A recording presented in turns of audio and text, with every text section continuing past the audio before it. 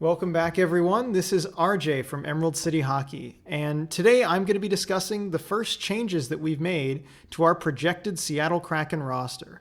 Of course, this is a live, constantly updated roster, so as players play better or worse, or trades are made, players re-signed, that's going to necessitate some changes.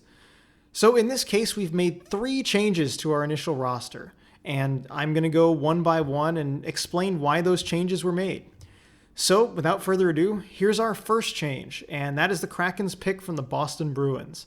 Winger Anders Bjork is out in favor of defenseman Jeremy Lauzon.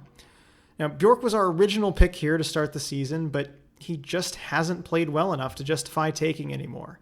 He has only 3 points in 22 games, he's been moved down the lineup, and now finds himself as an occasional healthy scratch. So, if you take a look at our updated protection list, we have a few options. And while it's tempting to go with a forward, Lauzon seems like the best choice here. Before he was placed on injured reserve late last month, he'd settled into a role on the Bruins' top D pair alongside Charlie McAvoy, and he played pretty well in those tough minutes. I think he'll fit in well with our group of young puck-moving defensemen. On to the second change, and that is our pick from the Chicago Blackhawks. Matthew Highmore is now here in place of Brandon Hagel. So the reason for this change is the opposite of the last one. Instead of our previous pick underperforming like Bjork has, Brandon Hagel has played well enough that we now project him being protected by the Blackhawks.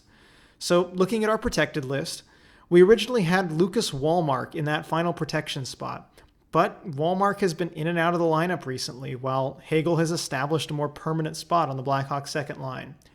If the Blackhawks had to choose today, we think they'd protect Hagel over Wallmark.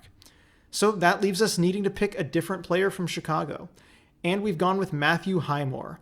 He's a fourth-line winger for the Blackhawks, and he does have only 2 points in 19 games this season. But his underlying possession numbers look pretty good. He's 4th on the team in Corsi relative, 5th in Fenwick relative, all while playing very defensively oriented minutes. He's got 66% defensive zone starts. So he's been given a tough assignment, and he's performing it admirably. He could be a decent fourth-line option on this Kraken roster. And the last change we've made is with the Florida Panthers. So in my initial explainer video, I said I thought that the Kraken were most likely to take goalie Chris Driedger from the Panthers, although I can't take him here because he'll be a free agent this summer. And I still believe that.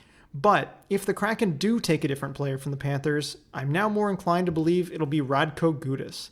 Our previous pick, Markus Nutivaara, has had a pretty rough season, only playing 9 games, and he's still on injured reserve. Meanwhile, Gudas has been a steady, reliable piece of the Panthers' blue line.